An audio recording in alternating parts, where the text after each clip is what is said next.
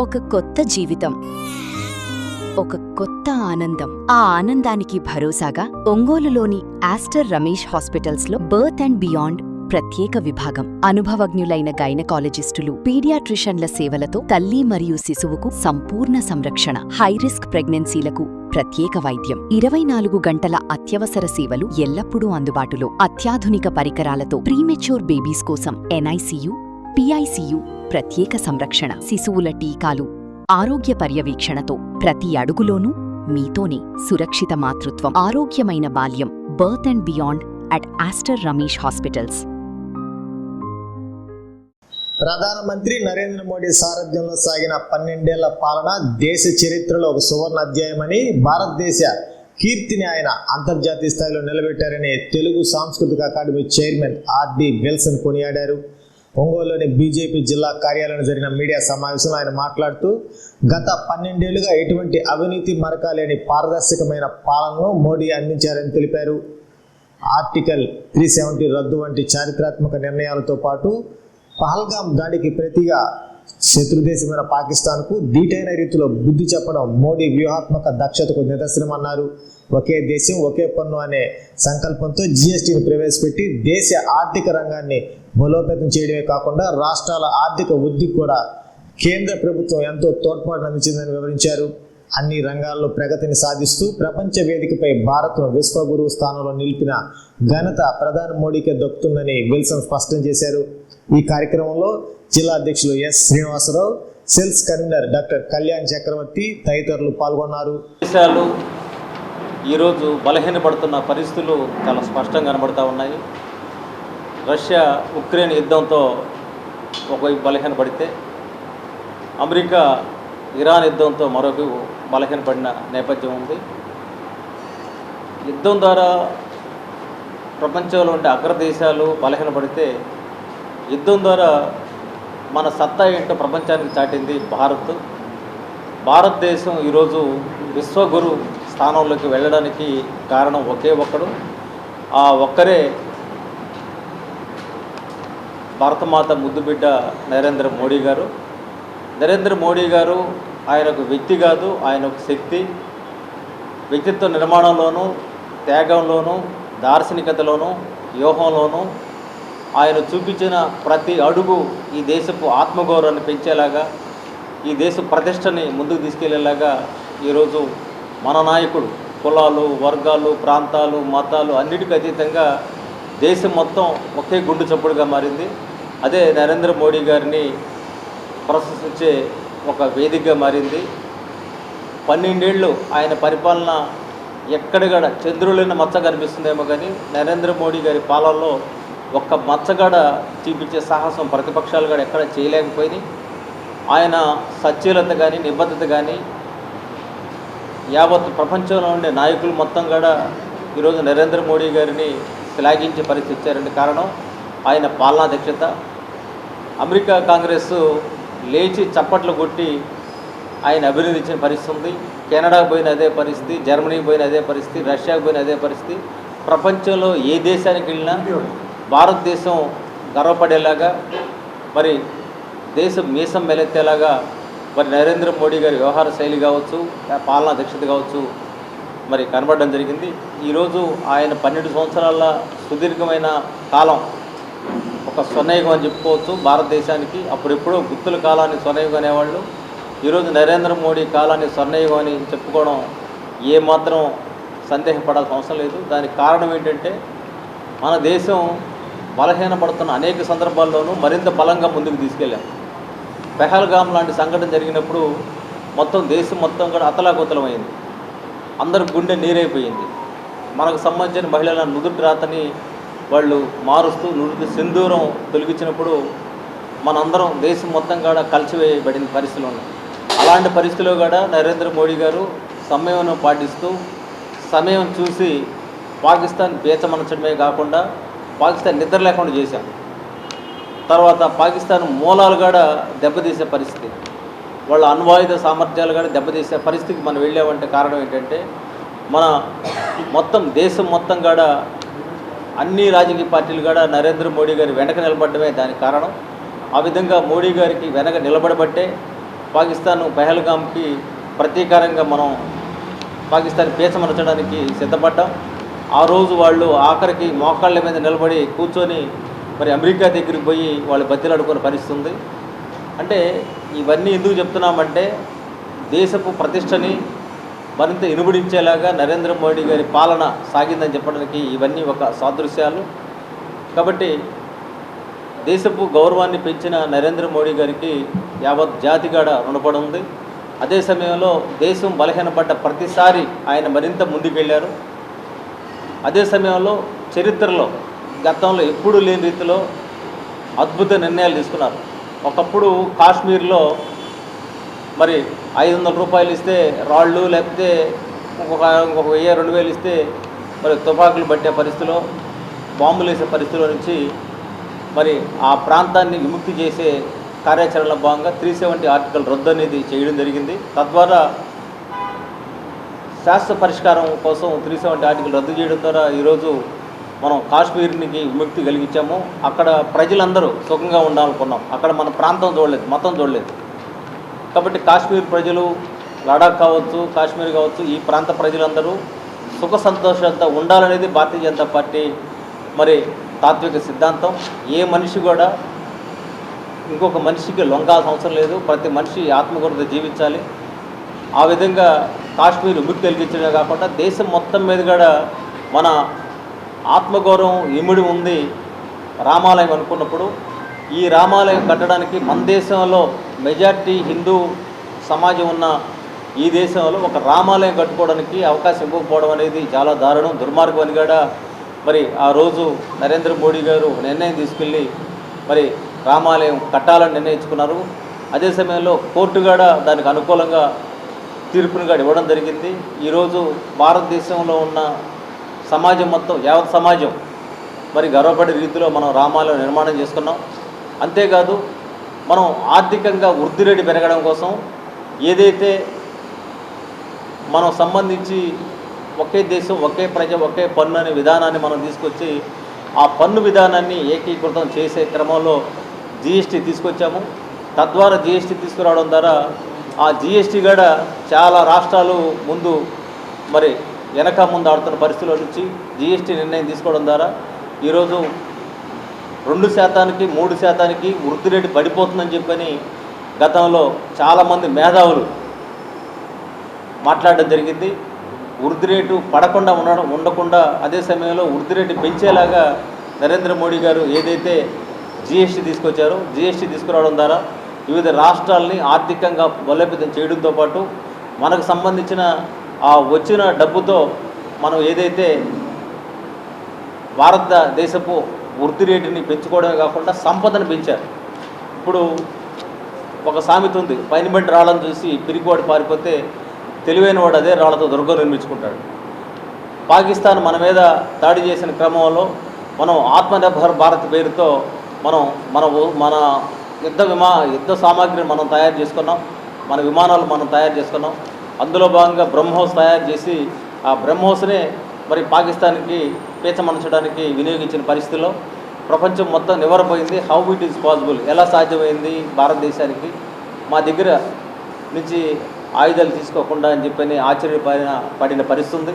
అలాంటప్పుడు అటువంటి బ్రహ్మోస్ లాంటి మరి ఆ యుద్ధ విమానాలని తయారు చేసి ఆ యుద్ధానికి వాడటమే కాకుండా తదనంతరం దరిదాపు 30,000 కోట్లు దరిదాపు ఇంకా ఆ పైగా కూడా నిధులు కూడా మనం యుద్ధ సామాగ్రి ద్వారా కూడా మనం డబ్బు సంపాదించుకోవడానికి, అంటే దేశ సంపద పెంచుకోవడానికి కూడా మనం ఏదైతే మనల్ని వ్యతిరేకించారో ఆ వ్యతిరేకించిన ఆ నోళ్ళు, ఆ కళ్ళని కూడా మోగపోయేలాగా మనం ఈ ఆయుధ సామాగ్రిని తయారు చేసి ప్రపంచ స్థాయిలో వాణిజ్యాన్ని కూడా మనం విస్తరించుకున్నాం.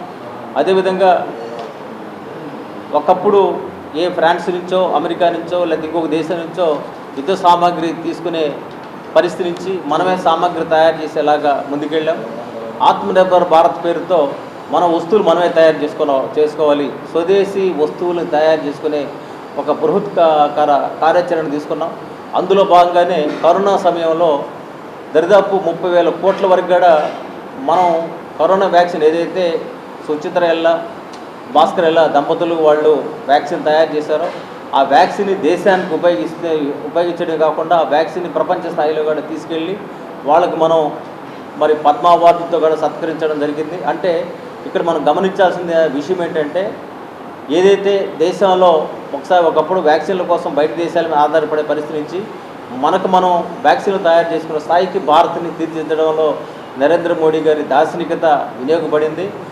అంతేకాకుండా మనం ఏ రష్యా మీదనో చైనా మీదనో ఇంకొక దేశం మీదనో ఆధారపడకుండా 100 అంతరిక్ష క్షిపణులు కూడా మరి ర్యాకెట్లను కూడా మనం తయారు చేసుకొని మనం ఇక్కడ ఉన్న శ్రీహరికోట దగ్గర నుంచి అనేక ప్రాంతాల్లో మనం ఆ ర్యాకెట్లు ప్రయోగించడం ద్వారా ఏదైతే శాస్త్ర సాంకేతిక ఫలితాలు ఉన్నాయో ఆ ఫలితాన్ని మొత్తం కూడా ఒడిసిపట్టడానికి అవన్నీ కూడా ఉపయోగపడ్డ పరిస్థితి ఉంది. అంటే ఈరోజు శాస్త్ర సాంకేతిక విజ్ఞానాన్ని చేజిక్కించుకుంటూ ఆత్మనిర్భర్ భారత్ పేరుతో మనం తయారు చేసుకుంటూ దేశ సంపదను సృష్టిస్తూ ఎవరికి తలవంచని రీతిలో మనం ముందుకెళ్తా ఉన్నాం. అదే సమయంలో ఇటీవల ఇరాన్ అమెరికా యుద్ధం వచ్చినప్పుడు కూడా ఆర్థిక సంక్షోభంలో కూరుకుపోతుంది ఈ దేశం. మరి వీళ్ళ దగ్గర చమురు లేదు, వీళ్ళకి చాలా కష్టాలు ఉంటారనుకున్నప్పుడు నరేంద్ర మోడీ గారు చాలా ధైర్యాన్ని ఇచ్చారు. ముందుగానే మరి ఇరాన్ మిగతా సంబంధించిన నౌకలను ఆపగలిగిందేమో కానీ భారత నౌకలు మాత్రం వాళ్ళు ఆపకుండా ముందుకు తీసుకెళ్ళిన పరిస్థితి ఉంది. కాబట్టి ఇక్కడ మనం గమనించాల్సింది ఏంటంటే, హార్మోజ్ జలసంధిలో మనకేదైతే ముందు చూపు ఉందో ఆ ముందు చూపుతో మనం వ్యూహరచన చేసుకున్నాం. ఇరాన్ అనేక సందర్భాల్లో మరి పెహల్గాం లాంటి సంఘటన టైంలో మనకు ఉపయోగపడకపోయినా మనం చాలా స్పష్టంగా మనకి మిత్రత్వంగా ఉన్న ఇజ్రాయిల్తో మన సత్సంబంధం నెలకొల్పుకుంటూ, అదేవిధంగా ఇరాన్కి వ్యతిరేకంగా మనం ఎక్కడా పోకుండా మన యుద్ధ రీతిని, మన దౌత్య రీతిని, మన చాణుక్యాన్ని ప్రదర్శించి ఇరాన్ కూడా మనం వాళ్ళ దగ్గర నుంచి ఇక్కడ సహకారం తీసుకోవడం జరిగింది. ఆ విధంగా అంతర్జాతీయ సంబంధాలు నెరపడంలో కానీ, అంతర్జాతీయంగా దేశాన్ని ముందు తీసుకెళ్లడంలో కానీ మనం ఎక్కడ కూడా కాంప్రమైజ్ కాలేదు. ట్రంప్కి కానీ అంతకుముందు రష్యాకి కానీ యుద్ధం వల్ల జరిగే నష్టాల గురించి కూడా బయట మీడియాలో అది చెప్పకపోయినా ఇరాన్తో జరిగే యుద్ధం వల్ల ప్రపంచంలో ఏ విధంగా కష్టాలు వస్తాయనేది కూడా ముందుగా చెప్పడం జరిగింది.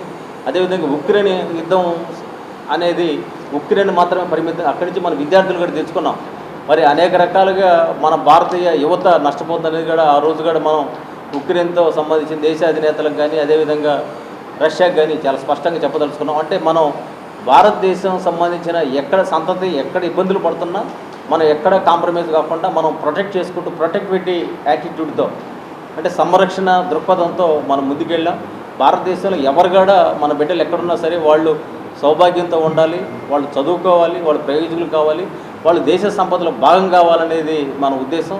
కాబట్టి ఆ విధంగా మనం యుద్ధ రీతిలో కానీ అదేవిధంగా చాణక్య నీతిలో కానీ వీటన్నిటిని కూడా మరి పుడికి పుచ్చుకునే రీతిలో మనం ముందుకు సాగాం. ముఖ్యంగా నీటిపారుదల అనేది ఎక్కడ కూడా గమనించాల్సింది ఏంటంటే, ఎక్కడ కూడా నీళ్ళకి కోత లేకుండా జల్ జీవన్ మిషన్ పేరుతో కూడా మనం ఈ భారతదేశంలో ఏ ప్రాంతంలో కూడా మాకు నీళ్లు లేవు అనే పరిస్థితి లేకుండా ఉండాలని కోరుకున్నాం. అదేవిధంగా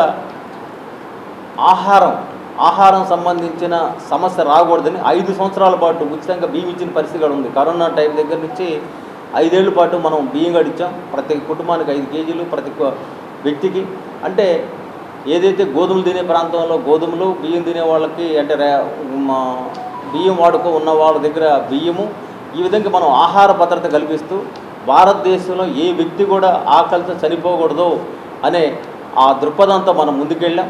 ఏదైతే భారతీయ జనతా పార్టీ మూల సిద్ధాంతకర్త శ్యాంప్రసాద్ ముఖర్జీ కానీ అదేవిధంగా ఇతర పెద్దలు కానీ ఏదైతే చూపించారో, మార్గదర్శకత్వం చేశారో, అంత్యోదయ సిద్ధాంతాన్ని మనం ముందు తీసుకెళ్ళాం. అట్టడుగు వర్గాలకు సామాజిక ఫలాలు పంచాలనేది భారతీయ జనతా పార్టీ మూల సిద్ధాంతం. ఆ సామాజిక ఫలాలు పంచే క్రమంలోనే ఈరోజు భారతీయ జనతా పార్టీ ముందుకెళ్ళే పరిస్థితి ఉంది. అదేవిధంగా అంతర్జాతీయ సంబంధాలతో పాటు మనం పారిశ్రామిక వృద్ధితో పాటు డిజిటలైజేషన్. ఒకప్పుడు ఏంటంటే మనం డబ్బులు చేతికి ఇచ్చేవాళ్ళం. మొట్టమొదటిసారిగా కరోనా సమయంలో కూడా మరి చేతికి డబ్బులు ఇచ్చినా సరే వైరస్ పాకుతున్న పరిస్థితుల్లో డిజిటలైజేషన్ ప్రపంచంలో అన్ని దేశాల కంటే కూడా డిజిటలైజేషన్లో ఈరోజు భారత్ ముందుకెళ్ళే పరిస్థితి. మరి డిజిటల్ విప్లవం తీసుకురావడానికి కూడా నరేంద్ర మోడీ గారి ముందు చూపు, దార్శనికతే నిదర్శనం.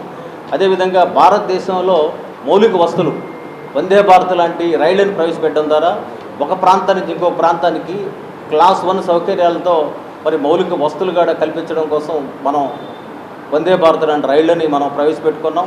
బ్రిడ్జీలు కొన్ని వేల బ్రిడ్జీలు వేస్తున్నాం. అదేవిధంగా రైళ్ళు, మెట్రో రైళ్ళు వేస్తున్నాం.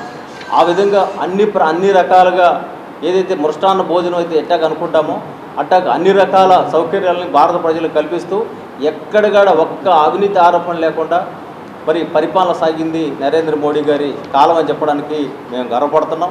అదేవిధంగా కాంగ్రెస్ పార్టీ గతంలో ఒక ఎయిడ్స్ క్రిమిలాగా ఆ పార్టీకి సంబంధించి బొగ్గు కుంభకోణం దగ్గర నుంచి అనేక కుంభకోణాల్లో కాంగ్రెస్ పార్టీ మునిగిపోతే భారతీయ జనతా పార్టీ ఏకసదృశ్యంగా మనం ముందుకెళ్ళిన పరిస్థితి ఉంది.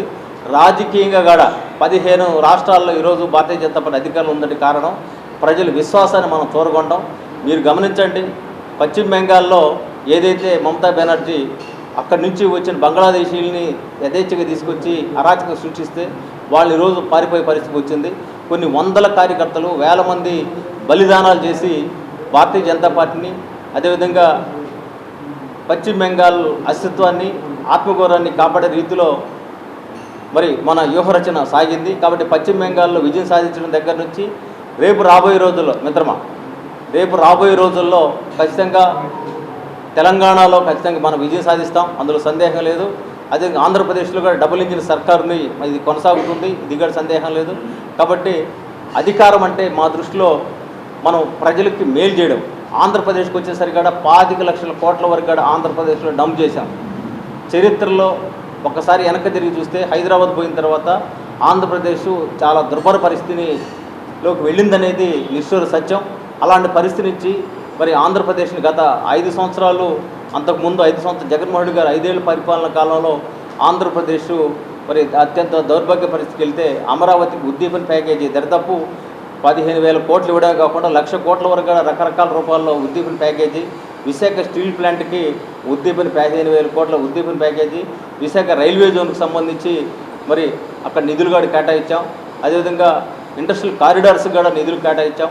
ఈ విధంగా ఆంధ్రప్రదేశ్ కూడా నరేంద్ర మోడీ గారు పెద్ద ఎత్తున సహకరించిన పరిస్థితి ఉంది. వైజాగ్లో దాదాపు 10 లక్షల కోట్లు ఏదైతే హైడ్రోజన్ ప్రాజెక్ట్స్ దగ్గర నుంచి గూగుల్ ప్రాజెక్ట్స్ ఇవన్నీ కూడా రావడానికి కేంద్ర ప్రభుత్వం ఇచ్చిన సహకారమే కారణం. కాబట్టి రాబోయే రోజుల్లో కూడా నరేంద్ర మోడీ గారి కాలాన్ని మరి ఒక ఆయన జీవించిన కాలంలో మేమందరం జీవించి ఈ పార్టీలో కార్యకర్తలుగా ఉండడం అనేది మాకు చాలా ఆనందదాయకం అని తెలియజేస్తూ ఈ అవకాశం ఇచ్చినందుకు భారతీయ జనతా పార్టీ పెద్దలందరికీ ధన్యవాదాలు తెలియజేస్తూ నేను సెలవు తీసుకుంటాను.